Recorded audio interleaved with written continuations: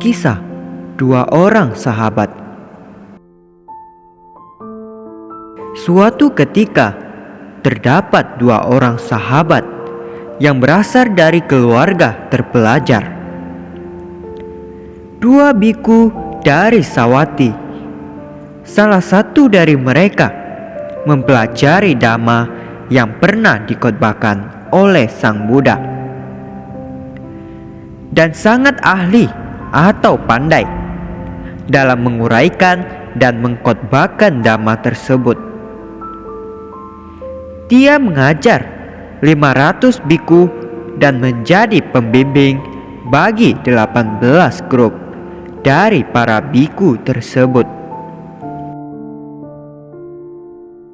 Biku lainnya berusaha keras, tekun, dan sangat rajin dalam meditasi, sehingga ia mencapai tingkat kesucian arahat dengan memiliki pandangan terang analitis.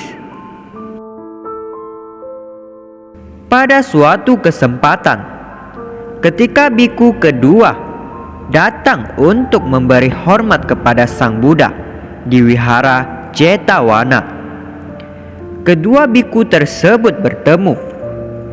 Biku ahli dhamma tidak mengetahui bahwa biku sahabatnya telah menjadi seorang arahat. Dia memandang rendah biku kedua itu. Dia berpikir bahwa biku tua ini hanya mengetahui sedikit dhamma. Maka dia berpikir akan mengajukan pertanyaan kepada sahabatnya, bahkan ingin membuat malu. Sang Buddha mengetahui tentang maksud tidak baik itu. Sang Buddha juga mengetahui bahwa hasilnya akan membuat kesulitan bagi pengikut luhur seperti biku terpelajar itu. Dia akan terlahir kembali di alam kehidupan yang lebih rendah.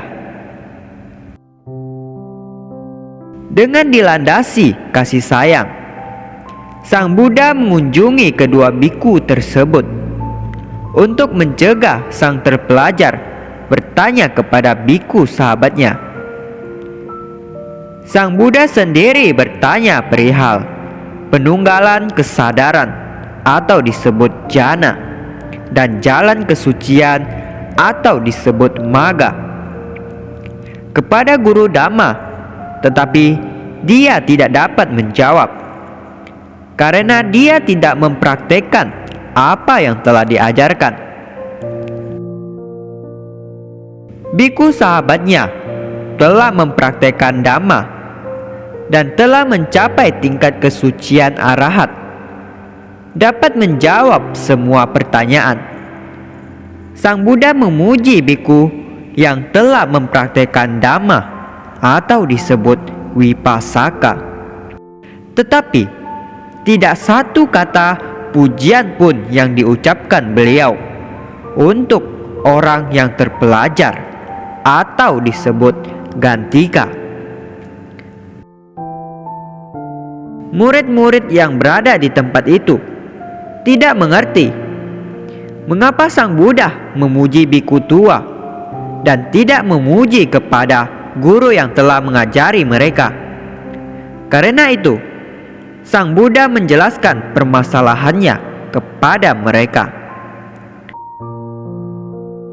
Pelajar yang banyak belajar tetapi tidak mempraktekannya sesuai dhamma adalah seperti pengembala sapi yang menjaga sapi-sapi untuk memperoleh upah. Sedangkan seseorang yang mempraktekkan sesuai dhamma adalah seperti pemilik yang menikmati 5 manfaat dari hasil pemeliharaan sapi-sapi tersebut.